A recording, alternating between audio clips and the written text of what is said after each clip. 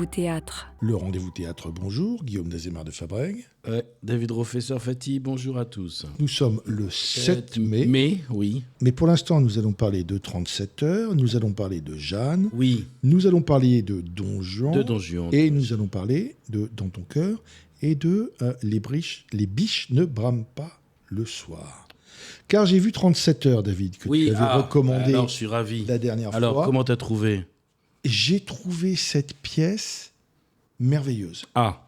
J'ai trouvé Elsa Adroguer sur scène raconter le comment de l'histoire qui était arrivée à Camille, cette jeune fille, qui a été abusée sexuellement par son moniteur d'auto-école, et pas seulement pendant le temps qu'elle passait son permis.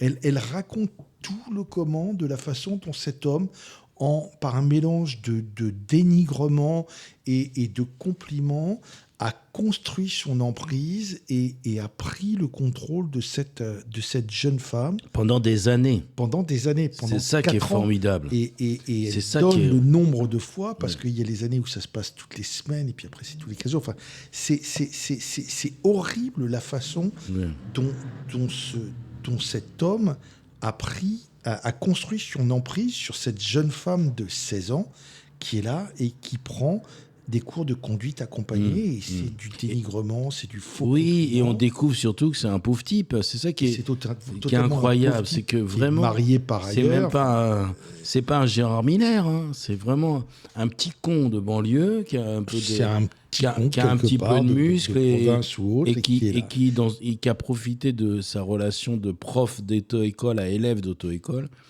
pour créer cette emprise. Là, non, vraiment, c'est tout à fait incroyable. Et c'est une histoire grave, c'est un spectacle nécessaire qui est très bien construit parce qu'elle fait des allers-retours dans le temps. On la voit subir ce qui lui arrive, on la voit, et c'est de ça dont je voudrais qu'on parle en fait. Oui. On la voit se confronter au mur plus tard de ce qui lui est arrivé. Voilà, c'est ça qui est vachement bien dans cette... C'est quelque chose parce que on a la chance, et je dis vraiment la chance, de voir ces spectacles qui sont des spectacles nécessaires. Et on a vu Méduse, on a vu Holy Shit, on a vu 37 heures, on en a vu... Oui, on en a vu plein sur le sujet. Tous ces spectacles racontent des histoires différentes qui se finissent de la même façon. Oui, exactement, ça finit toujours de la même façon. Après, c'est le process qui est différent. Et elle, vraiment, c'est ça qu'on a dans cette pièce. C'est ce que tu viens de dire, cette difficulté à se confronter. Alors du coup, comme elle a cette grosse difficulté à se confronter, qui est vraiment c'est un cas clinique, enfin c'est un invariant, c'est quelque chose qu'on rencontre chez toutes ces femmes-là, ou ces hommes, et bien du coup, on a exactement ce qui se passe dans une psychanalyse, mais pas seulement, dans la réalité. Dans la réalité, les souvenirs reviennent par lambeaux, par petits bouts, par... heures, les 37 heures en question. Et alors, vraiment, c'est pour ça que cette pièce, elle m'a vraiment botté. Elle m'a enthousiasmé parce qu'elle a vraiment reproduit dans le texte et sur scène ce qu'elle a certainement vécu psychiquement. C'est-à-dire ce que Camille a vécu. Voilà. Oui. Camille, l'héroïne. Mais en fait, elle parle de ce qu'elle a vécu, mais elle parle surtout de comment elle a fait pour petit à petit se confronter à des petits bouts de souvenirs jusqu'à purger le trauma, on va dire comme ça. Et c'est quelque chose, si je puis me permettre, qui est cette constante dans les histoires. Elle est presque indépendante de ce qui s'est passé au départ, que ça a été masqué ou que la jeune femme a été défendue, tout à fait. Que les choses soient devenues secrètes ou qu'on en ait totalement ouvertement parlé. On voit que dans toutes ces histoires, à un moment donné, il y a un souvenir qui remonte et qu'elles sont confrontées à ça. Et ma question devient presque, puisqu'on sait que ça va se passer, est-ce qu'il y a un moyen de l'anticiper ? Ben non, est-ce malheureusement. qu'il y a un moyen de faire en sorte que, puisque ça va arriver, on fasse que ça arrive ? On l'avait vu avec Holy Shit. En fait, il y a toujours quelque part, à un moment donné, une sorte d'expérience révélatrice qui fait que ça commence, le dévoilement commence en quelque sorte. Mais pour que le dévoilement démarre, c'est magique. Enfin, c'est magique non, c'est pas magique. Il y a des process, il y a des choses connues, il y a des modalités qui permettent, comme le divan, qui permettent le dévoilement. Mais on peut très bien faire une analyse de 4 ans sans jamais parler de son viol quand on avait justement dans les 4 ou 5 ans. Donc non, là, c'est 16 ans. Mais... Oui, en fait, ce qu'elle raconte d'ailleurs dans la pièce, c'est surtout ça. C'est comment petit à petit, des petits bouts s'arrachent. S'arrache, c'est-à-dire revient du refoulé. C'est-à-dire que ce qu'elle avait mal refoulé, enfin ce qu'elle avait essayé de se cacher, petit à petit revient à la conscience. Et ça vient, c'est ça qui est vraiment une réussite, c'est que ça vient par petits bouts. Et petit à petit, elle recrée son aventure et elle recrée son personnage. Pas le sien, mais celui de son violeur. Et à la fin, c'est pour ça que c'est réussi, c'est qu'à la fin, on découvre que c'est vraiment un mec minable, avec une vie, une histoire, une bio, une pensée vraiment au ras des pâquerettes. Et elle a réussi à se sortir de tout ça, par le retour des souvenirs l'un après l'autre, pour en faire quelque chose. En fait, elle en fait une fiction, parce que c'est ce qu'elle se raconte. Mais elle en fait une fiction qui, à la fin, devient cohérente. Et c'est parce qu'elle a une fiction cohérente qu'elle arrive à se débarrasser de cette chose. Alors elle, en plus de ça, elle a rajouté l'écriture et la mise en scène et le fait qu'elle a projeté sur le plateau, dans une pièce, toute cette histoire. Mais à la limite, que ça fasse une pièce de théâtre, c'est pas le plus important pour elle. Le plus important pour elle, c'est que petit à petit, elle a reconstruit quelque chose à partir de ses souvenirs traumatiques qui sont revenus par petits bouts. Elle a recréé une histoire qui n'est pas vraiment l'histoire judiciaire, qui n'est pas vraiment l'histoire de la réalité, mais qui est son histoire à elle. Et elle a une histoire maintenant. Et là, on parle donc bien elle peut de avancer. Camille, l'héroïne, et pas forcément de Elsa Drogueur. Ah non, je parle on parle pas bien de Camille, on parle bien Moi, de Camille, je parle de l'écrivaine. Hein. De l'héroïne. Oui. D'accord. Et donc, voilà. Et on ne va pas parler de la finale du spectacle, qui est quelque chose qui coupe le souffle. Mais vraiment, s'il y a juste une chose, qui que vous soyez, si vous avez... si vous nous faites le plaisir de suivre nos conseils, allez voir 37 heures d'Elsa Adroguer. Ça se donne à la Flèche le mercredi à 19h. Ça joue jusqu'au 5 juin et c'est une très très très belle pièce. Et en plus c'est une pièce qui peut être vraiment une pièce qui va aider les gens. Elle peut être aussi une expérience révélatrice. Peut-être que dans le public, il va y avoir une femme qui va sortir et qui va dire « Oh putain, merde, holy shit !» Il y a quelque chose qui s'est passé pour moi aussi. Et petit à petit, comme l'héroïne de 37 heures, elle va tout doucement recréer toute son histoire à partir de petits bouts qui vont revenir à droite, à gauche, et de façon erratique, enfin, par petits bouts, quoi, voilà. Donc oui, effectivement, il faut aller voir cette pièce. Je suis content que tu l'aies aimée.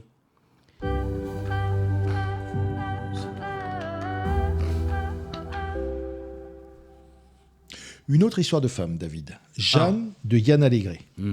Jeanne, c'est l'histoire d'une femme qui, un matin, s'en va. C'est inspiré des histoires de disparus volontaires. Et elle s'en va. Elle ne va pas travailler. Le soir, elle ne va pas chercher ses enfants à l'école. Et elle va juste laisser un message à son elle va prendre elle a des messages de son mari qui va chercher à la joindre. Et elle va rester dans une sorte de temps suspendu dans un hôtel. Dans cet hôtel, elle va croiser un vieux monsieur qui aime les oiseaux. Il n'y a pas d'autre façon de le décrire. Elle va croiser une jeune femme qui elle-même habite cet hôtel, qui, dans une sorte de forme onirique, fait elle-même un voyage et a reconstruit un monde dans sa chambre qui est devenu un marais. Et petit à petit, elle va larguer les amarres. C'est l'histoire d'une femme qui sait qu'elle n'a pas envie de revenir, mais qui n'est pas encore sûre qu'elle a envie de partir. Et Yann Allégré raconte cette histoire d'une très, très, très, très, très, très, très, très belle façon. c'est quelque chose qui m'a parfaitement séduit. J'ai beaucoup aimé le travail de mise en scène. J'avais déjà savouré le texte quand je l'avais vu au Belleville, où malheureusement il était un peu desservi par une mise en scène qui était très lourde, qui empêchait d'accéder au texte. Et la mise en scène de Yann Allegret, qui met donc en scène son propre texte, est vraiment à l'eau. C'est une mise en scène qui est presque radiophonique. Tout passe par les mots, tout passe par quelques postures. Alors c'est triste, c'est pas triste, c'est optimiste, c'est pessimiste. Il y a un peu d'espoir dans tout ça ou au contraire Je ne sais pas s'il y a de l'espoir, mais c'est une oui, il y a confession. de l'espoir parce que c'est pas uniquement une confession, c'est l'histoire d'une femme qui cherche ce qu'elle est parce qu'elle sait pas ce qu'elle est et qui finit par le trouver. Donc l'optimisme, il est là. D'accord. Oui, bah l'optimisme, évidemment, l'optimisme, il est là. On va pas pas raconter que l'histoire d'une femme qui abandonne son mari et ses 2 enfants sans trop savoir pourquoi est une histoire gay. Non, elle est pas gay, mais elle est optimiste. Elle est surtout très très très très très bien racontée. C'est une mise à l'eau très radiophonique. Il y a quelques jolies trouvailles, mais on pourrait presque fermer les yeux et se laisser emporter par les mots des comédiens. Sur scène, c'est Julie Moulier qui est Jeanne, et elle fait un travail de la voix et des postures qui est fantastique. Il y a une autre jeune femme qui est Olga Abolina, qui joue Louride, donc la jeune femme qui a recréé un marais dans sa chambre, une espèce de chamane un peu psychédélique, et elle-même va retrouver une humanité. Et puis, il y a un comédien merveilleux qui s'appelle Yoshi Haïda, qui a souvent joué avec Peter Brook. C'est un monsieur qui est né en 1933, donc qui apporte à son rôle de vieux monsieur la réalité de ce qu'il est, et il a sur les lèvres un sourire bienveillant. Il avance à petits pas, et c'est le monsieur dont on aimerait qu'à un moment donné il nous pose la main sur l'épaule et puis qu'il nous dise voilà, je vais t'aider à trouver le fil de ce que tu es. Et vraiment, ça se donne au théâtre de l'Échangeur à Bagnolet, ça se donne jusqu'au 11, ça donne toute cette semaine, ça tourne un peu. Et vraiment, c'est un texte qui m'a séduit et dont l'interprétation m'a totalement convaincu.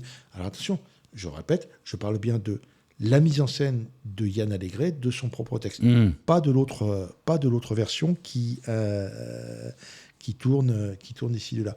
Mais je crois, David, tu nous avais annoncé que tu allais aller voir Don Juan.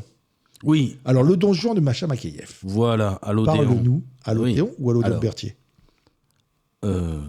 Comment ça? À l'Odéon, à l'Odéon 6e. Ok. Voilà. Alors, qu'est-ce que je peux dire de ce... Il m'a pas déçu du tout. Macha Makeyev, c'est toujours la même chose, dans le sens où c'est toujours très beau, c'est toujours très bien mis en scène. Très beau costume. Voilà. Tout est magnifique, mais c'est surtout qu'elle a réussi, je ne sais pas comment elle fait d'ailleurs, elle a réussi à prendre un texte qui date en quelque sorte, pour en faire un texte moderne. Je crois que ce qu'elle a réussi de mieux, c'est le personnage d'Elvire. Et pourquoi ? Parce que Elvire, enfin, elle n'a pas ce petit côté de petite jeune... fragile qui au fond ne s'en sort jamais vraiment de son amour ou du moins de son attirance pour Don Juan. Là, non, pas du tout. Là, son Elvire, c'est joué par une fille super qui s'appelle Irina Solano. C'est une Elvire, enfin... loin du patriarcat de l'époque, moins du sexisme de l'époque. Et pourtant, c'est le même texte. Et avec le même texte, elle fait un truc super. Alors, elle fait un truc super du côté d'Elvire, elle fait un truc super du côté du Don Juan et Sganarelle. Alors, Sganarelle, c'est un comédien que je connaissais pas, mais il est impressionnant. Je crois que c'est un comédien de télé. Il s'appelle Vincent Winterhalter. C'est un super comédien et qui arrive à être au même niveau dans son personnage. C'est-à-dire qu'on a un Sganarelle au niveau de Don Juan, ce qui change tout. C'est pas juste un petit pitre qui accompagne Don Juan. Et donc, ce comédien Winterhalter, il a en face de lui, comme Don Juan... Il a Xavier Gallet, comment? Xavier Gallet. Donc, il faut tenir le niveau de Xavier Gallet. Hein. Et au fond, ils arrivent tous à tenir ce niveau-là, mais vraiment, le couple Don Juan, Sganarelle, Xavier Gallet, Vincent Winterhalter, c'est un bonheur absolu. Il y a aussi d'autres petits bonheurs. J'avoue qu'il y a une comédienne qui s'appelle Khadija Kouyaté, qui joue une libertine et qui joue surtout Mathurine, et elle est vraiment Mathurine, donc la paysanne, voilà. Et elle est impressionnante. Hein. Alors, voilà, donc c'est comme à chaque fois chez Masha Makeyev, c'est intelligent, c'est moderne, c'est super beau, et ça donne à réfléchir. On n'est pas juste en train de voir une pièce du répertoire, on est au-delà du patrimoine, on est vraiment sur quelque chose de contemporain. Voilà. Donc oui, je ne sais pas si c'est encore possible de réserver pas trop cher et pas trop loin, mais le Don Juan de Masha Makeyev, j'ai adoré. Donc Paris Odéon 6e. Je vais peut-être le mettre en perspective du Cid de Frédéric Lazzarini qui se joue à l'Artistique Théâtre, où c'est pareil, où la pièce est rééquilibrée, où ça n'est plus Rodrigue le héros, c'est Chimène, et où, avec le même texte, le texte de Corneille, de la même façon que là, chez Masha Makeyev, c'est le texte de Molière, où le héros du rôle-titre est contrebalancé par des présences qui donnent une lecture très différente du texte qui avait été écrit et qui nous change beaucoup des interprétations qu'on a pu voir quand on allait. Oui, c'est ça, mais c'est ça. C'est-à-dire qu'ils en font quelque chose. C'est ça qui compte en fait. Et alors, la scène du commandeur à la fin, qu'est-ce qu'elle devient ? La scène du commandeur, justement, c'est aussi une petite. Il faut avoir vu toute la pièce pour comprendre le biais de Masha Makeyev, mais le commandeur, c'est pas une statue. Elle a dépiédestalisé le commandeur. Et du coup, le Don Juan, il se tape autre chose que simplement cette sorte de terrifiante statue. En fait, il se tape lui-même, quoi. Il se tape lui-même, c'est-à-dire qu'il se tape son jusqu'au boutisme. Parce que il faut bien comprendre que chez Masha Makeyev, le Don Juan, il est extrêmement fragile. C'est un Don Juan qui doute tout le temps. C'est un Don Juan qui est de toute façon... il est reclus. Il est reclus de sa propre société. Et du coup, à la fin, la scène du commandeur, on ne voit pas le commandeur. La scène du commandeur, c'est une scène qui nous parle aujourd'hui. On n'est pas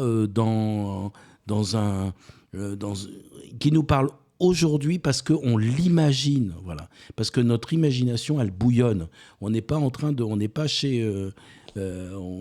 faire le Roi Lion au Marignan, ou je ne sais plus comment s'appelle cette salle de théâtre très spectaculaire. Non, c'est vachement réfléchi, c'est allusif. Et puis bon, c'est vrai qu'elle a une chance inouïe, Masha Makeyev, c'est que Xavier Gallet, bon... C'est un grand acteur. Ouais, enfin, c'est énorme.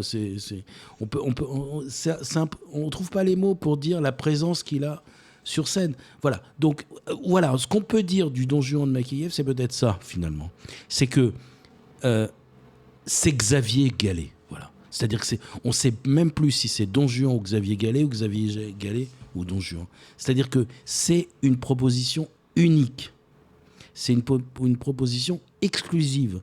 C'est pas le Don Juan de Xavier Gallet, c'est Xavier Gallet en Don Juan. Voilà, c'est ce qu'on va voir au Paris, à l'Odéon. Si. Et il faut foncer le voir parce que, en plus, d'une certaine façon, je suis pas sûr qu'on aura l'occasion avant longtemps de revoir quelque chose de Masha Makeyev. Donc pour ceux qui ont déjà vu le Tartuffe, voir le Tartuffe et tout de suite après le Don Juan, voilà, on a fait le tour de la question de comment on peut jouer Molière tout en étant contemporain et tout en ayant réussi à enjamber le patriarcat.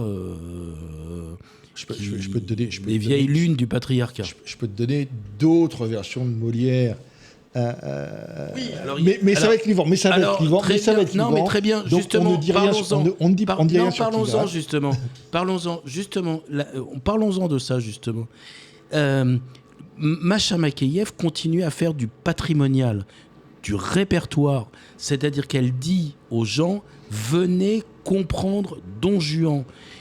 Et ça demande des efforts. Alors qu'effectivement, il y a des Molières faits par des mecs de banlieue, des wash-wash, des wesh-wesh, qui décident que les classes doivent se reproduire et que les wesh-wesh, ils vont voir des Molières à la wesh-wesh, et que les gens qui ont eu la chance d'avoir une enfance avec des parents qui l'ont emmené à la Comédie Française vont voir Masha Makeyev. Voilà. Donc effectivement, on va pas épiloguer. Voilà, mais c'est très important effectivement de rappeler ça, c'est que elle fait du contemporain sans faire de la reproduction de classe sociale, c'est-à-dire de demander à Molière de parler comme on parle en banlieue.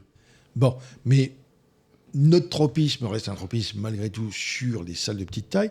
Je vais quand même te suivre puisqu'on vient de parler de l'Odéon et je vais te parler du Rond-Point. Formidable. Et je vais te parler du Rond-Point, non pas dans la salle Roland-Topor, que j'adore, mais dans la grande salle, où actuellement, il y a un bijou. Ça s'appelle Dans ton cœur. C'est joué par la compagnie Accor et Accro, et c'est mis en scène par Pierre Guillois. Et c'est une histoire d'amour tragique.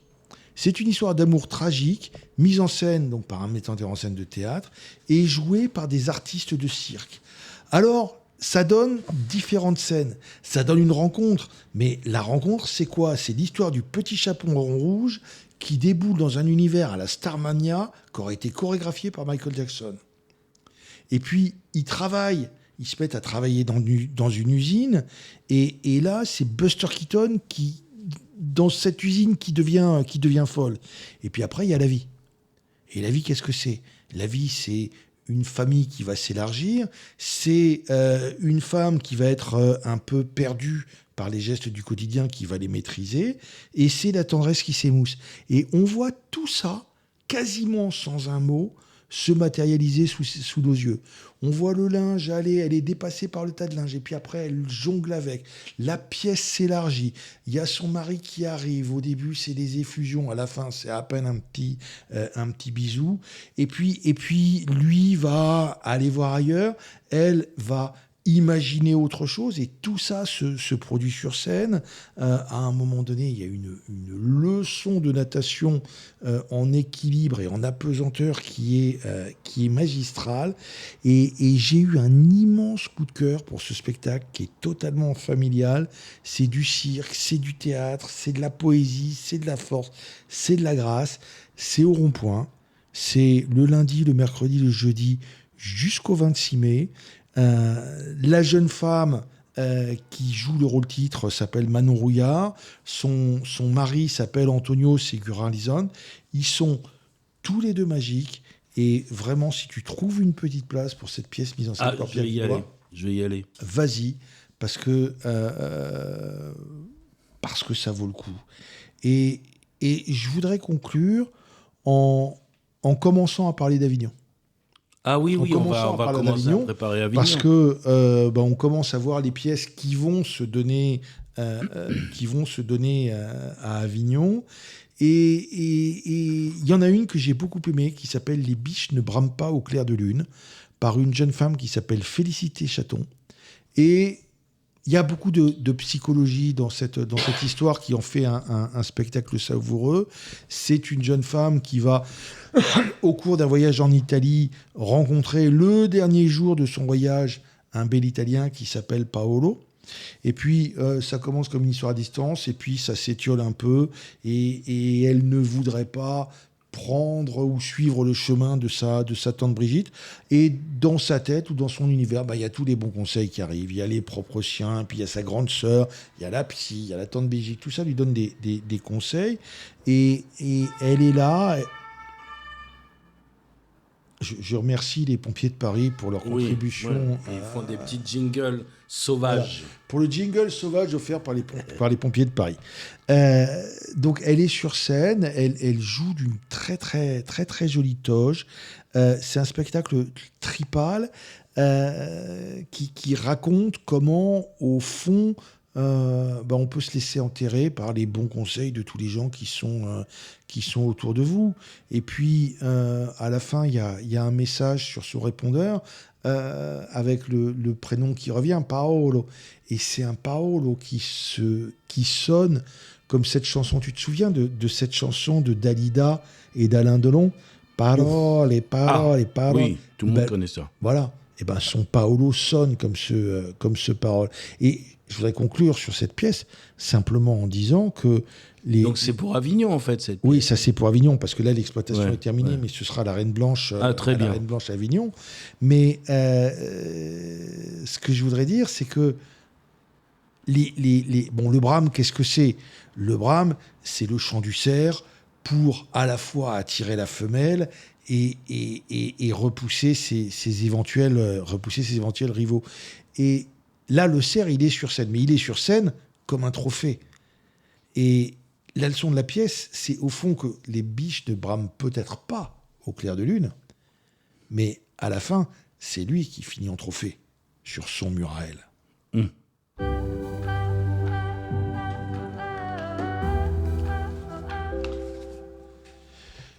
Et ben voilà, David. Eh ben écoute, alors on se revoit quand? On se revoit dans 15 jours. On se revoit dans 15 jours. Mais peut-être que des pièces qu'on aura vues. Mais dans un mois surtout, on aura eu le catalogue d'Avignon. Ah oui, c'est ça. Et on pourra commencer à faire la liste de ce qu'il faut voir. Et surtout la liste de ce qu'il ne faut pas voir. Oui, mais ça, les Molière, wesh. On va pas. Finkielkraut a une phrase merveilleuse sur cette question. Il dit en France, les gens naissent égaux en droit. Je me souviens plus. Enfin, en tout cas, l'idée que tout le monde doit avoir le bac a fait perdre beaucoup d'intérêt au bac et beaucoup de valeur au bac. Ben là, c'est la même chose. L'idée que tout le monde a le droit d'aller voir du Molière sans comprendre et faire un Molière pour le 93 et un Molière pour les autres, eh ben, ça ne fait perdre que la valeur au Molière. Tu aurais dû aller voir son Malade imaginaire. Et puisque tu parlais de Finkielkraut, moi je vais parler de George Orwell, La ferme des animaux. Oui, exactement. Tous les animaux étaient égaux. Oui. Mais certains étaient plus égaux que d'autres. Exact. Et ben c'est ça. Et voilà. Je pense que sur cette question-là, on va finir par être d'accord pour dire que on doit pas destiner une pièce à des gens qui sont par essence complètement reclus et exclus. D'accord. À dans 15 jours. À dans 15 jours.